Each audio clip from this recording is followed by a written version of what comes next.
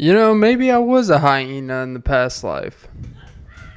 Um, Apparently there's multiple things. We live multiple lives within a life, which makes us wonder, what is life? Uh, we have board games that worry about the optics of life. Then we have, maybe in different life we were Egyptian Sphinx. And maybe now she's just somewhere little twinks. And that's why, maybe that's why I'm so intuitive. It's unsolvable me because I'm one of the ones that made the pyramids. I could carry 2 tons on my back. The obsession with the pyramids, now the closest thing we come to pyramids is schemes. And boy, when you put a beat on, I'd be scheming on that thing. Maybe I was a lemur. Maybe I was a hyena. But speaking of hyenas, you know what's close to a hyena? I think a wolverine. And apparently, Deadpool and Wolverine's coming out. I think July 26th, It's probably the biggest movie premiere. Anything that involves unrealistic body standards is always going to be top of the box office. But, the movie, all great, whatever. Who cares about that? So, they have these movie premieres where, the actors go. It's the big Hollywood or wherever it's taking place. It's the big show. And they have the whole red carpet deal. And so Ryan Reynolds' wife, the guy who plays Deadpool, his wife, Blake Lively, went up and she dressed in a red dress, to support her husband, looking like a whole period pad. And then an unrelated woman named Gigi Hadid, I think she's a model. So I'm thinking like, oh, you got Ryan Reynolds' wife and you got Hugh Jackman's wife. She's not Hugh Jackman's wife at all. I don't know who she's married to, but Hugh Jackman just actually has a wife that he's been with for like 28 years. And she's she's not famous or nothing, She's just a normal quote unquote citizen that we call in society. And that's kind of odd.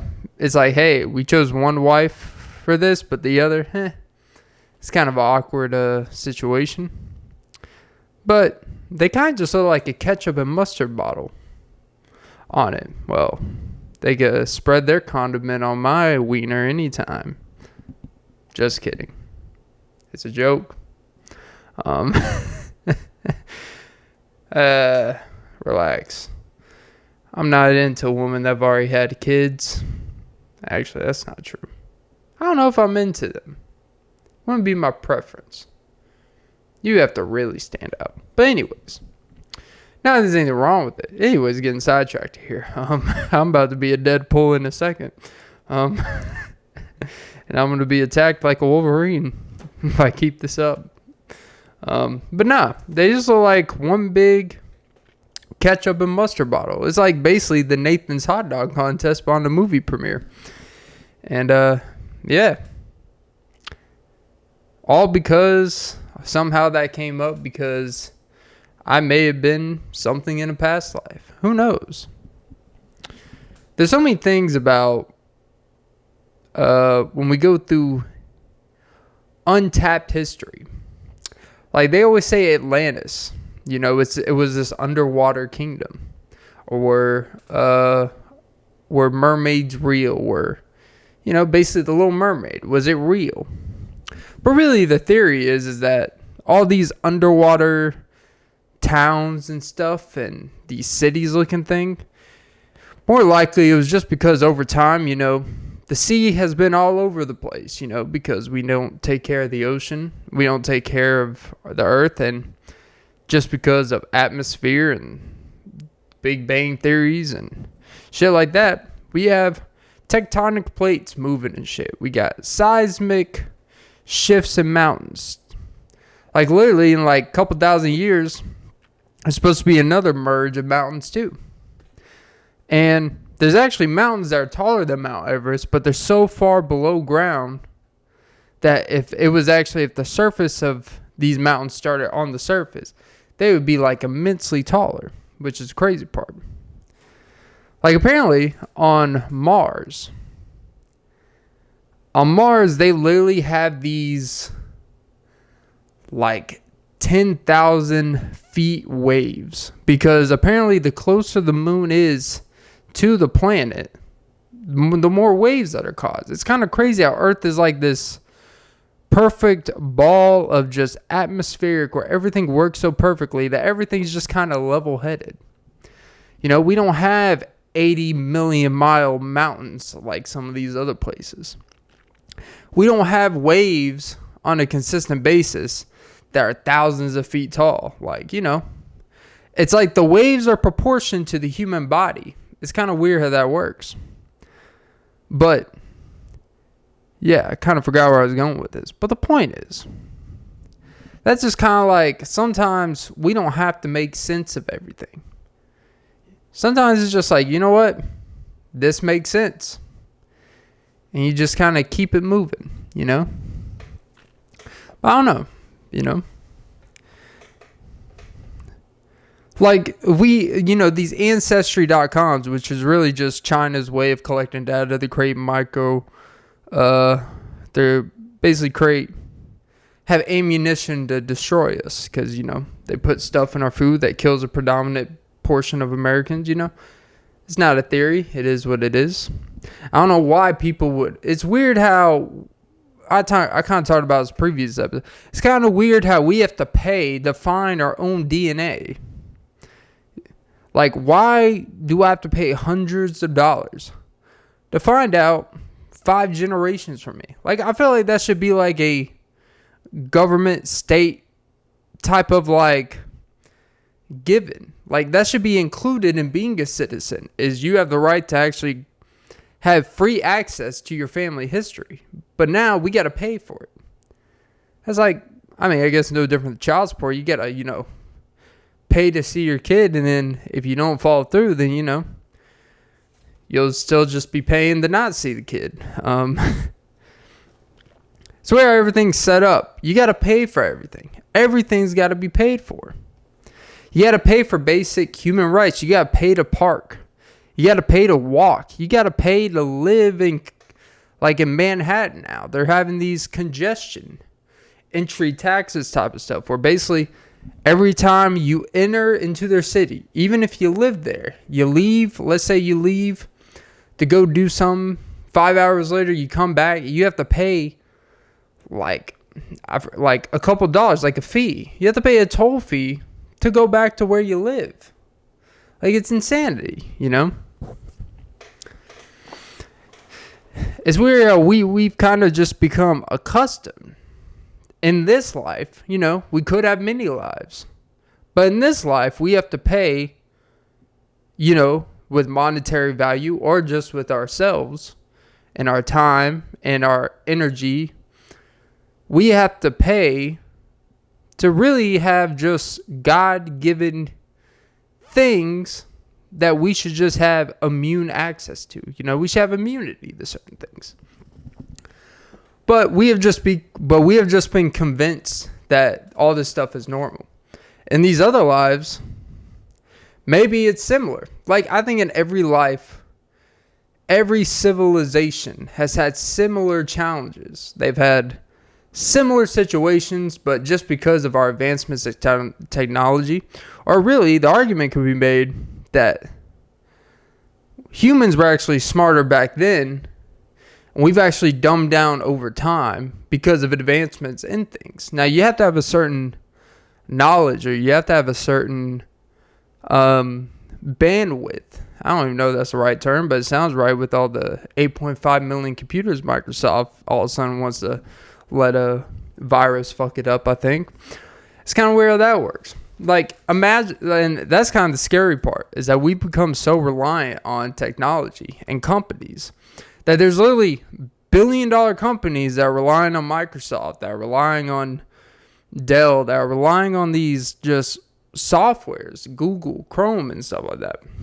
They're relying on these softwares to literally run their business, and without it, like these, and hospitals found out the hard way, these businesses that rely on computer programming for, to be able to hold data, to actually run their company's numbers and analytics, to run day-by-day operations, one outage, one virus fucks everything up. And that's kind of like we become so reliant that without it, people are useless. And that's what this stuff has exposed. It's like the biggest computer crash in history, or at least one of them. And now, from what I hear, they have to have they manually, like these IT techs that work for this is one of those things you can't just download another thing and it fixes your problem. Like, it has to be manually fixed. All these devices, computers that had the Microsoft software or whatever it was. And that's the scary part. In another life, did we have Microsoft? No. But we probably had other things that had 8.5 million of it fucked up to the point where it caused a big disturbance in the convenience of how we operated. So, before, I know everyone wants to talk about it, like, technology is terrible. It is terrible in some instances. And it kind of forces you, not forces you, but it kind of becomes so ingrained in you that you don't have to think critically. And it's weirdly that the devices that took critical thinking, that took great innovation, that took just great detailed to create these things and develop and improve it over time, are the same things that have made people lose those traits. It's almost like if you create something, it's like the theory. I forgot where I heard it from. I actually read a book when I was younger. And I don't really like reading books, but it was something along the lines of sometimes too much security creates the false sense of real security to an individual. So that's kind of like that's kind of like a rich parent's worst nightmare when they're conscious of that stuff. And sometimes you create too secure of a household that someone never feels pressure to learn or build stuff themselves, So it kind of, like, it could take away the stress of unnecessary stuff in life. Like, sometimes you can have too good of a foundation. Sometimes you can have too much taken care of for you. And if that's ingrained from you from a younger age, or from a young enough convenience where it benefits you enough where you never actually have to learn, like most people don't even know how to follow directions. Whether that's on the road, you could give someone a 3-step instruction and they're going to ask like 10 minutes, like, wait, what was the second step, third step? What does this mean? Like, if it's not laid out, someone babysitting them through the whole way, then they're really kind of useless, I remember even back like 15 years ago, just even going to visit someone, like a family member, one of those fourth great uncle's houses, like 2.5 hours away to a town that's like, it's a little iffy. We have to print out MapQuest, and you print it out, it'd be like 2 or 3 raggedy ass printed papers, and you would have someone in the passenger seat reading to someone in the driver's seat, follow I-85 northbound for like 28.3 miles. Oh, we got to stop and get this travel. Oh, this, that, and the other, It was like this 18 thing, and you had to really like pay attention to what you're doing. Even if someone's reading, you still have to pay attention, You have to see what's out there. Nowadays, we rely less on what we see, more on what we hear, to the point that in these Google Maps or whatever direction map, satellite stuff you use, that you can literally, if you are familiar enough with the roads, at least like let's say you're just trying to go to somewhere 40 minutes away. You're not too familiar where it's at, but you know, like the first 10 minutes of where you'll be going. Like you can literally they're just going to spitball, take a left 400 feet, take a left 300 feet, like take a in 0.8 miles. So you're just kind of paying attention relatively. You can literally not look at what's happening. You could barely be paying attention to what's happening. But because we become so trained with these automatic running vehicles, we don't have to think about shifting like this. That's why most people don't know how to drive a stick shift or manual. Everything is so automated that really we are just relying on robots without realizing it anyways. So when people worry about robots taking over, we already are driving robots. We're already basically forms of robots with our lack of critical thinking. We are basically just flawed individuals. We are just basically flawed humans asking to do robotic tasks. So we're just automated creatures, and it didn't even happen on purpose. So that's why we can all be trained to do anything, including porn. But yeah. And to just to show how automated we are, there was actually this guy, I think it was in Norway or the UK or something like that. Just to prove a point, he grabbed like 95 abandoned cell phones that still had service on it, and he put it in this wheelbarrow. He dragged it down a road in the middle of a city, like a pretty busy city. And people were so reliant on the Google Maps or whatever directional map they use there, that with these 95 cell phones he put in a wheelbarrow, it showed on the thing that to avoid that road because of congestion of traffic, there was no traffic. There was like literally 2 cars parked on the side on this whole open in the middle that would typically be a busy road. But because something told them this is busy, like that's how everything is just reliant on signal.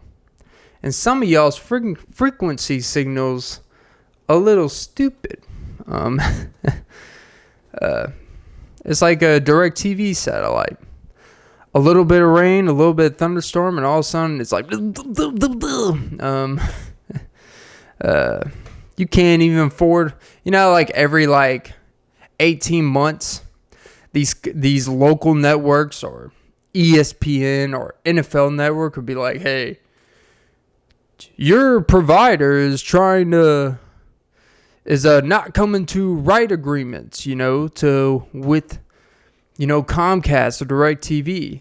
So unless you go and call your DirecTV or call your Comcast to protest and show your appreciation for our channel, we won't be part of your provider. And then next thing you know, nothing ever fucking happens. A month and a half later, they're still there. It's kind of weird how they just openly promoted that on the same provider that let them promote that, Makes you think. Rights to television. And apparently inside the NBA, I think they're going back to TNT. So all that stuff about, TNT's going to lose them, like it was pretty much a done deal. All of a sudden, they are going to match it. Now, whether they take it or not, I don't know. But yeah. I guess the moral of all that is does it really matter if you were a hyena? Doesn't matter if you were I keep on thinking Ariel. Like, I keep on wanting to call a mermaid Ariel. But, there's a few mermaids still out there. You just got to go to Myrtle Beach and go to these crab buffets. Oh, they'll have the mermaids swimming in there, I wonder if they get an employee meal. That's kind of weird how the mermaids, if you work at one of these all-you-can-eat seafood buffets at these tourist buffet locations, and their idea of a meal is eating your friends. So, yeah. Welcome to episode 289 of the Offbeat Podcast with Clint Nelson. I'm your host, Clint Nelson. Jesus, that was a long-ass monologue. Don't forget to like, follow, comment, subscribe, hit the notification bell. Most important, ladies and gentlemen, don't forget to suck some titties. Yeah. Recording this on July 23rd. I can read my phone. July 23rd, 6:08 p.m. Eastern for the archives. Just in case you guys think I'm just some AI figure that's this clever. I should have AI probably just do my titles though. But you know what? AI stands for awesome intuitive thought. That's AIT. I'm a motherfucking AIT. But yeah, a lot of devil worshipping out here, you know. It's weird. Like it'll be like random points. You'll get it's weird to call recommendations, because if you get recommendations of devil worshiping videos or examples of Hollywood devil worshiping videos, it kind of is like, what makes you think I would be into this? And then I click on it, and and it's more of the fascination, you know. It'll be slip ups of at these award shows. Like I was, like it'll be like, you know, they'll have the dance routines. Like it's pretty common, these concert routines, you know, and sometimes it's very blatant. I'm not like, you know, at the end of the day, people want to say it's performative. It's like, this song literally has nothing to do with heaven or hell or spirituality. Like, you're talking about throwing them back for, you know, some gay weenie. That has nothing to do with the devil. I don't think the devil was, I don't know, maybe the devil was a little homo. Not that there's anything wrong with that. You know, God was a little iffy too, you know. There's some iffy stories. I mean, he killed babies out of spite to prove a point, you know. Covering up a bastard child, like he did that, supposedly, allegedly. But, you know, it's always like, was he Middle Eastern? Was he white? Was he black? Was he Jewish? You know, I don't know. Does it really matter? If on Earth, if someone is, you know, going out, being charitable, you know, doing all the good, teaching great teachings, and they're doing all these great things, is the first thing you're going to ask is, yeah, but are they Muslim? You know, was their dad part of the Rockefellers? You know, no one, like it's about what you're doing. That's why the obsession with fighting for what someone looked like for Jesus, it's kind of just like a waste, because it's not really supposed to be about his race, his religion. It's about what he did or what he stands for or what he wants you to do, because you can't think for yourself, you know? That's what it's about. But you know what's odd to me is, it's odd to me how people want to worship something, heaven or hell, when it's unattainable. Because as humans, we're not supposed to really worship anything too high or anything too low. We're supposed to worship stuff that's in reach, right? Something that's reasonable. And they symbolize, like, I think you've kind of got to have this, the whole point of being a person, right, is to be, you know, to question things. It's supposed to be I don't want to say question your existence. Like, I think that's a little bit too extreme. Like, if you're one of those people walking around like, you know, what is this life even for? And I'm like, for you? Sounds like misery. You know, if there's not a deeper purpose beyond enjoyment and self-infatuation, you know, that we're all just selfish beings. It's like, yes, now be unselfish and pay for this meal, bitch.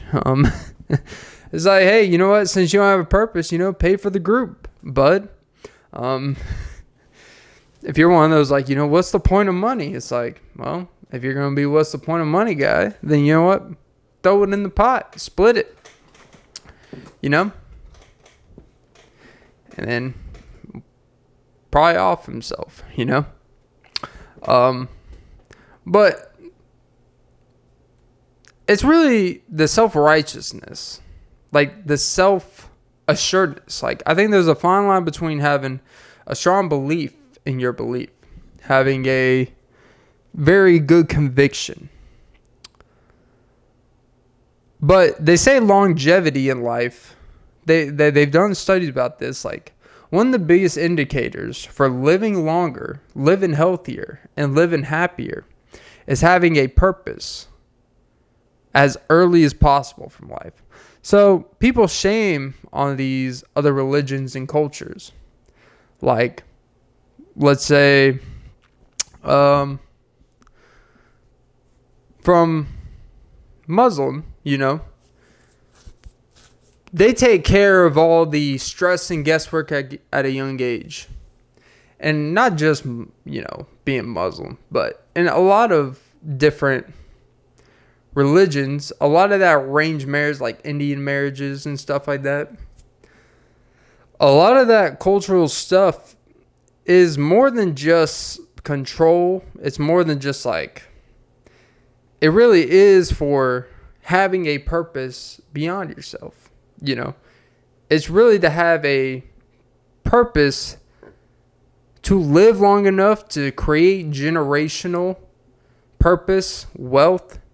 That's why the richest families in the world are typically, from these families that have that similar mindset, where there's a long lineage of people having 8 to 9 kids. Like, it's just a numbers game at a certain point. You have enough people to make money, you have enough wealth that's just passed down and passed down. It's going to be endless supply, and you have endless possibilities, and you have to really try hard to fuck that up.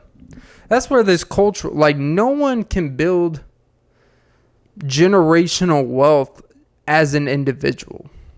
Like, even if you came from nothing and you created this empire, there were people along the way that help you either learn the knowledge or move to have the knowledge to build something. Like, no one can do it by themselves, right?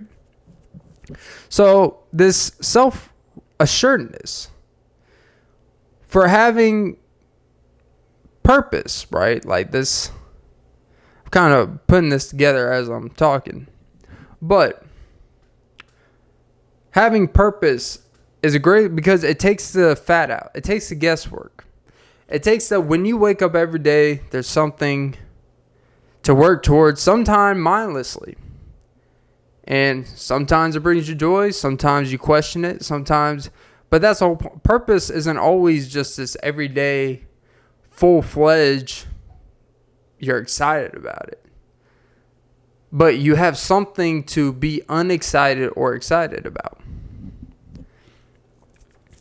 And when you have a purpose, you're less likely to get into stuff to inebriate, whether that's drugs or alcohol or just distractions that deter from that, because honestly, you don't have time for that. So I think the point of all that is the point I'm trying to get to is the self-assuredness when it comes to believing stuff. The ego you have to believe that what you believe in is more self-righteous than what someone else doesn't is the definition of really an asswipe. No, but it really is kind of synonymous with the fact that it's really flawed in how your approach to things are.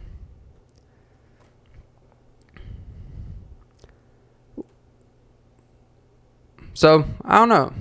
I think really the main thing about all that is, Jesus comes, the devil goes. But twerk it, baby. Because both like those. Um, and you're not going to live the perfect life to go to heaven anyways. And I think here's where the biggest conundrum, and I thought about this earlier, and I really second guessed whether to say it out loud, but I think it deserves to be said out loud. Because I think it's kind of a uncomfortable truth when it comes to quote unquote good and bad people. So there's obviously a lot of this stuff about, we have Cody Ko kind of allegedly may have had intimate relations with a girl that was 17 when he was 24, 25. And all these people are getting exposed for bad things and all this stuff, right?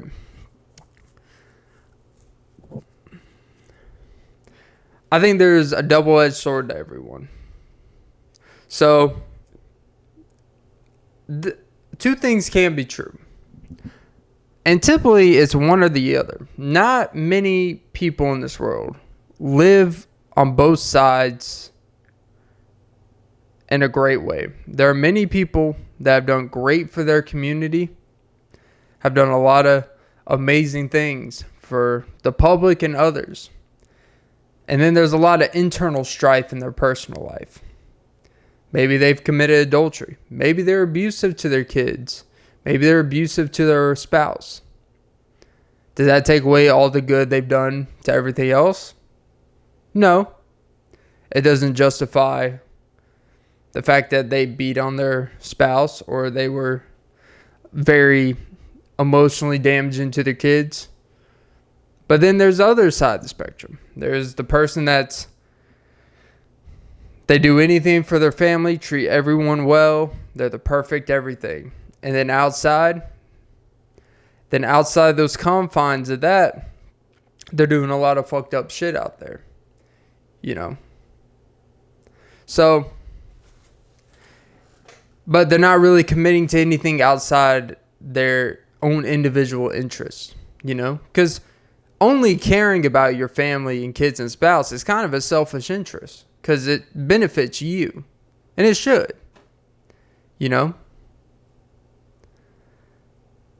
So that's kind of like this weird. It's like.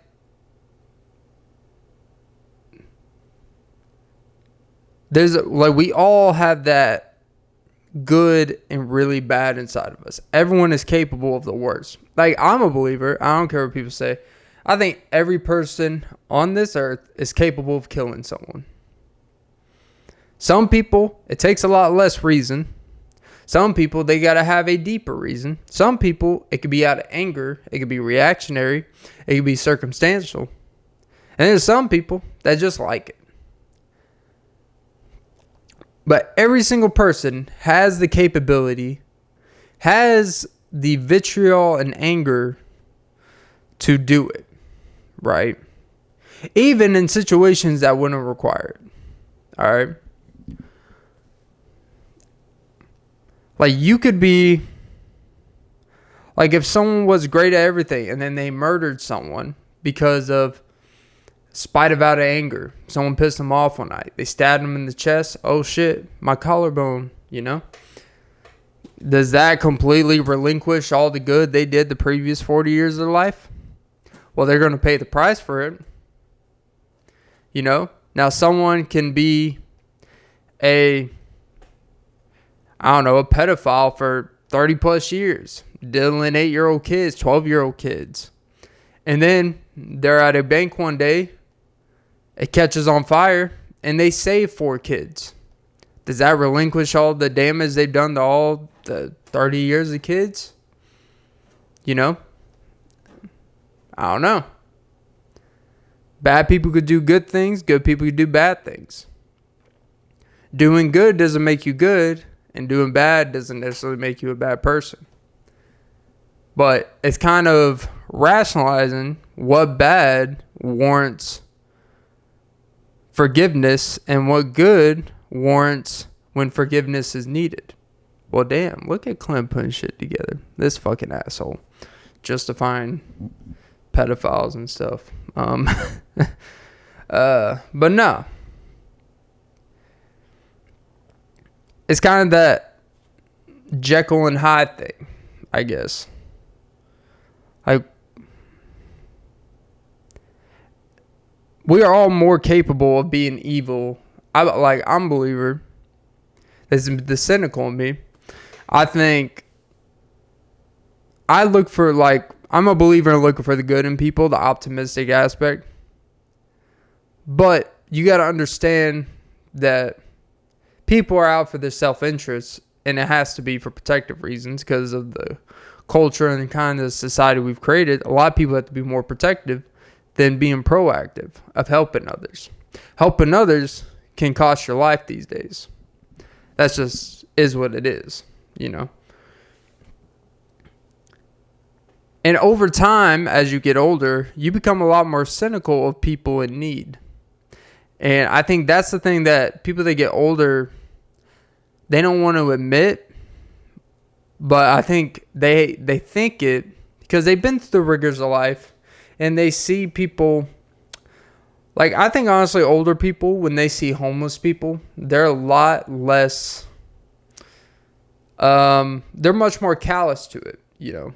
I think older people that have stresses of their lives and stuff like that, sometimes they don't have much stress in their life, and they even look at it in a much more, like, what the fuck are you doing type of thing, you know. I think the older you get, the more kind of rolling your eyes you probably get at a lot of people that are homeless on the street like that. I think that's an uncomfortable truth for people because there's a lot of judgment. Because we all know people that had good situations. They became home because of self-inflicted situations. A lot of people are homeless for various reasons. And that's where the good and evil. That's where Jesus and Satan come into play, I guess, you know. Is you can either assume this person's soul has been taken from them. And if they're on a more, you know, religious, spiritual upward, God can kind of be a way out.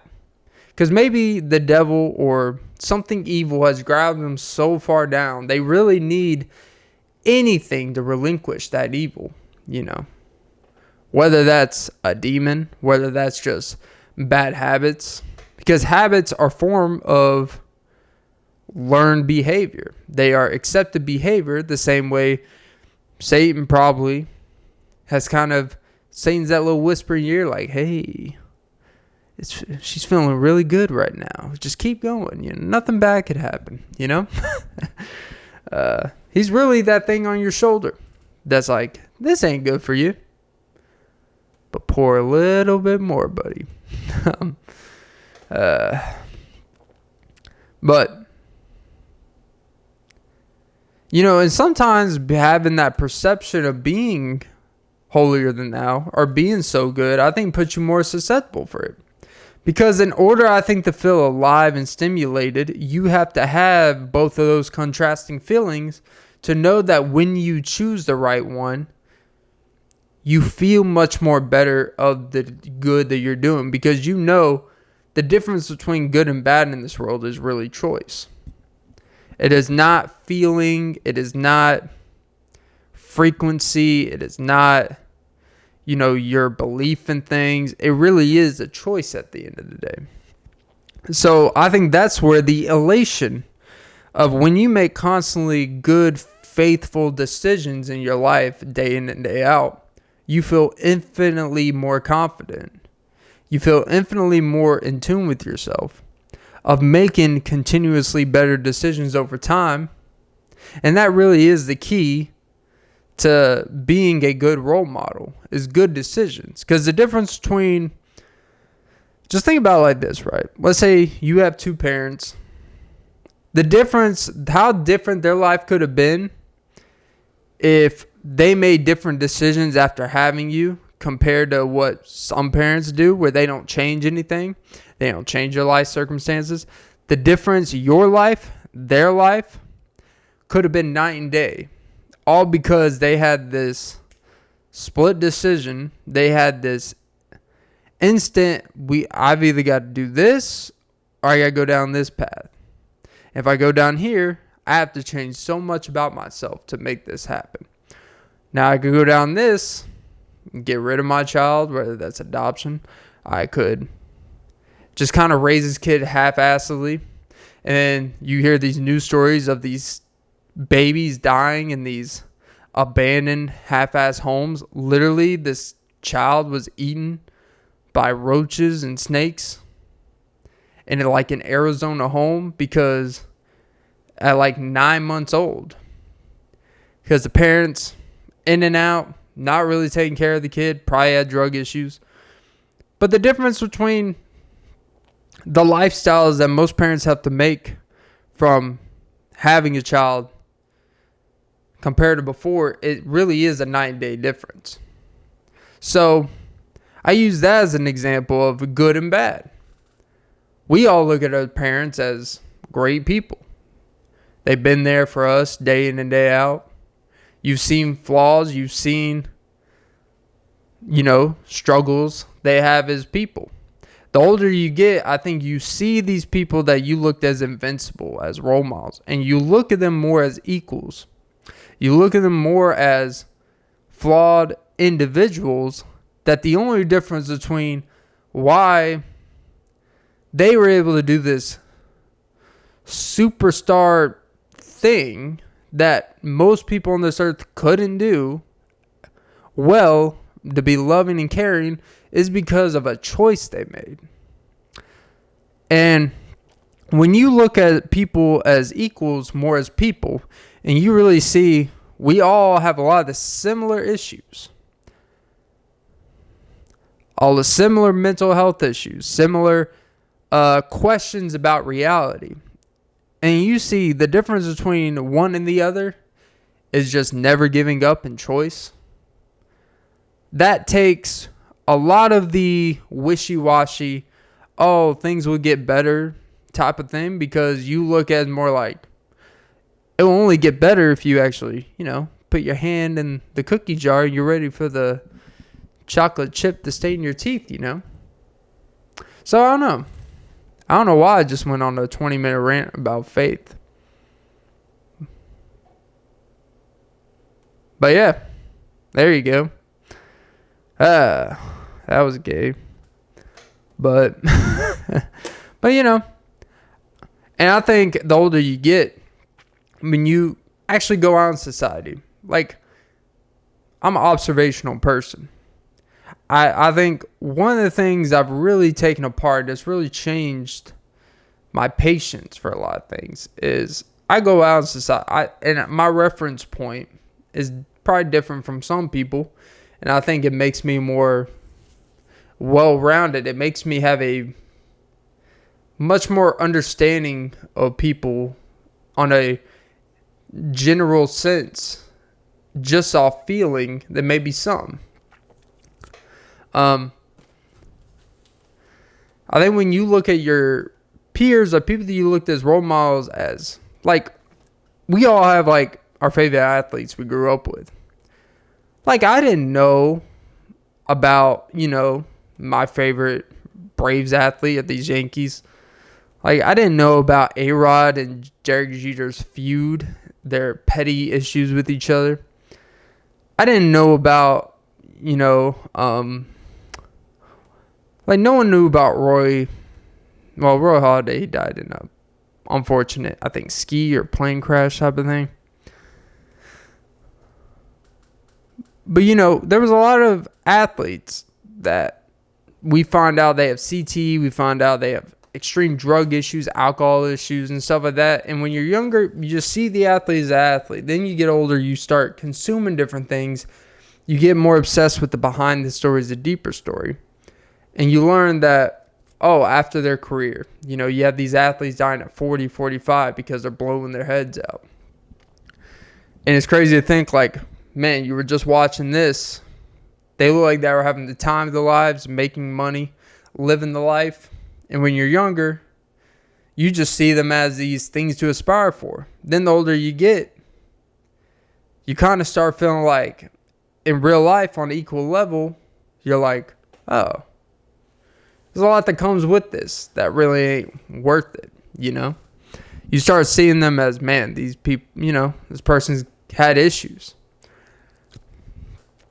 And all your issues will always come up to you. So,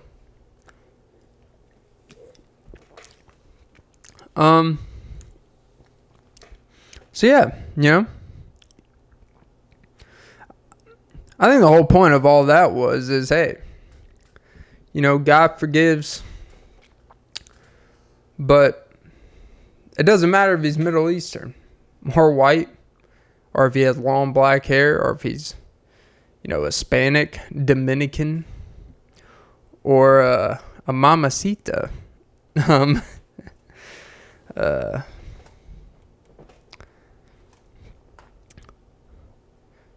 don't know. But yeah, anyways, to important things. So Limp Bizkit. Oh, baby, I have a Limp Bizkit for you. Not even a big biscuit guy. I will say, I think bacon on a sandwich is one of the most overrated things ever.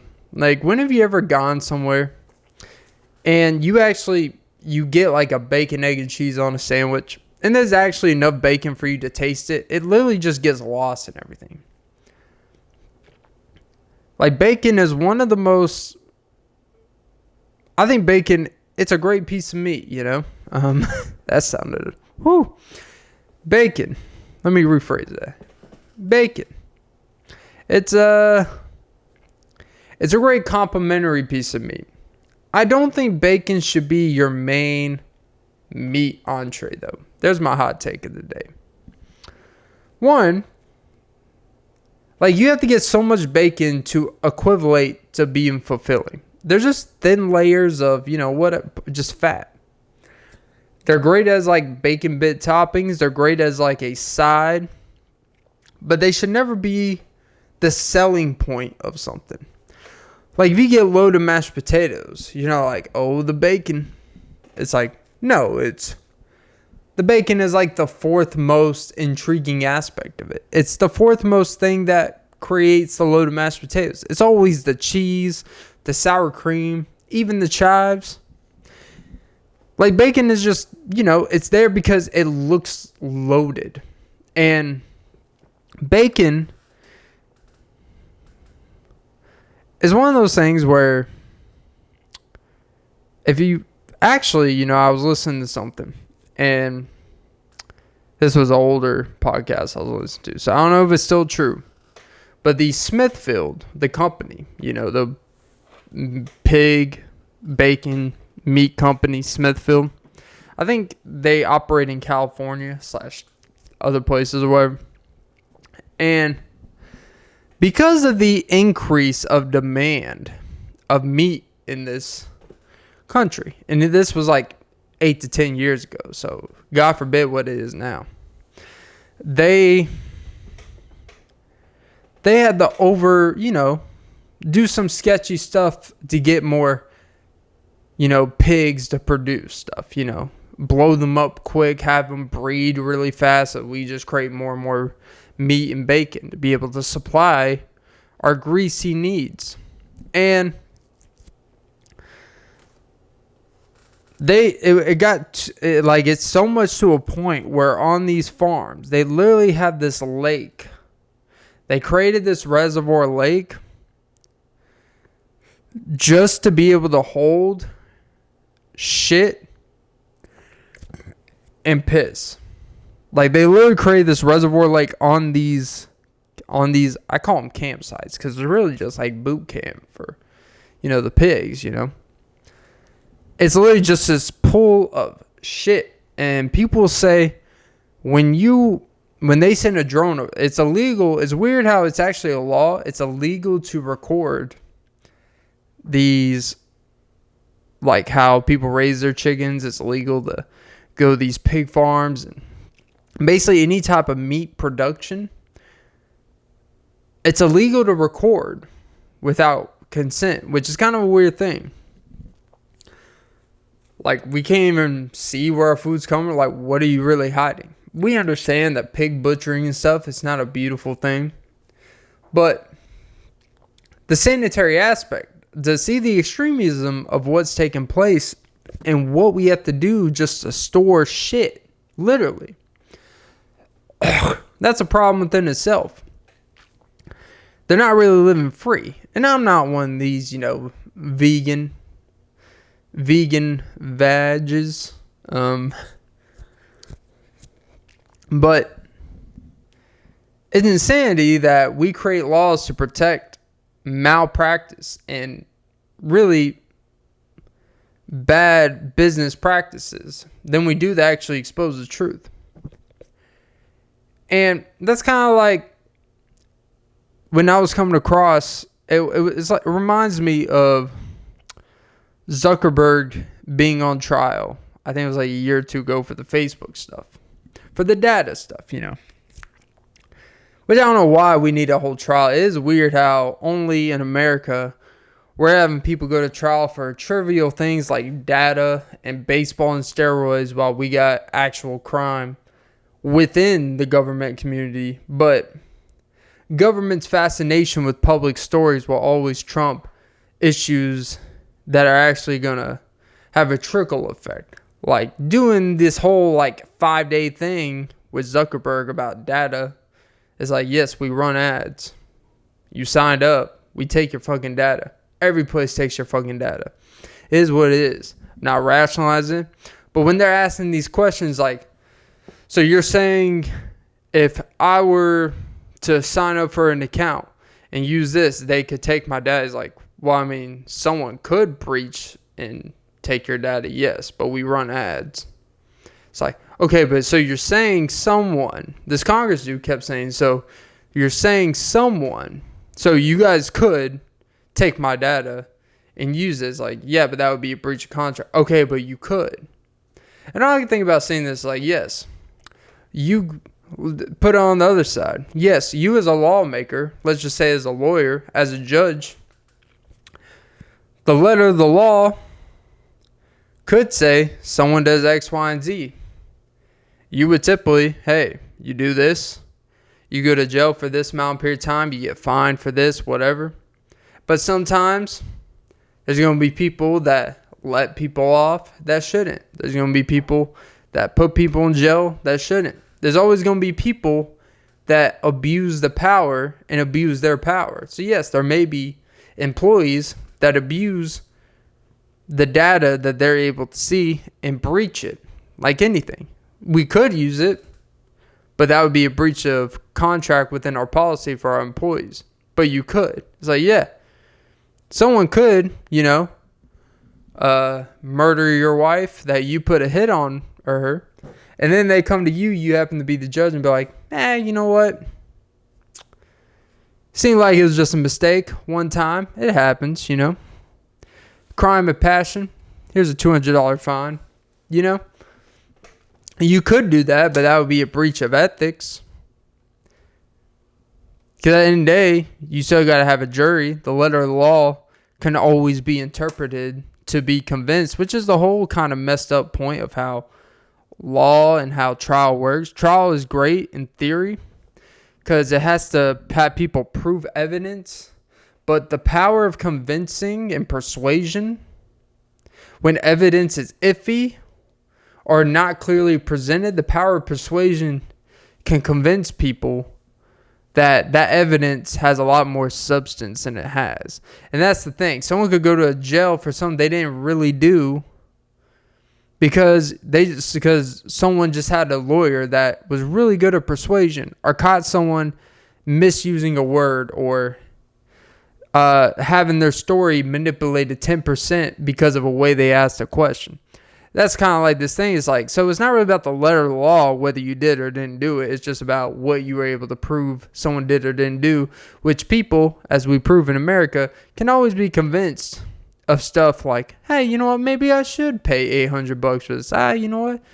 Maybe I should get this. You know what? Maybe I should join Hamza's online course and be an Adonis, It's always, we are so easily convincible that the original reason why trials were invented are now used against human behavior because people are more worried about getting off than they are about finding the truth.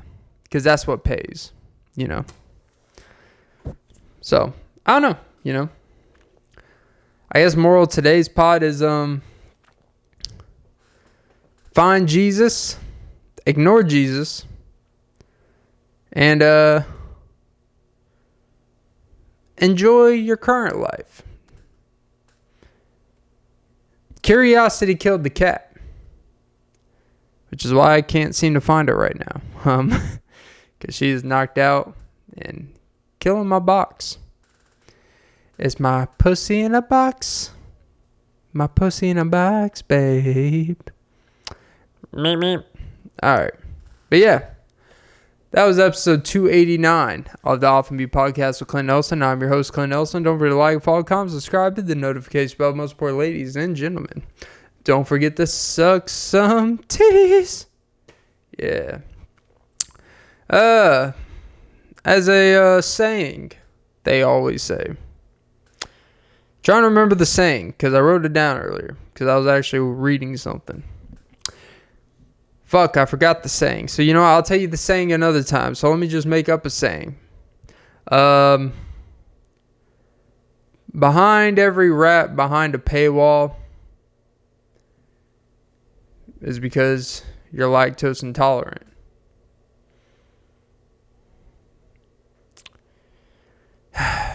Welcome to the rat race, baby. Cat dog. Alright. Hasta manana.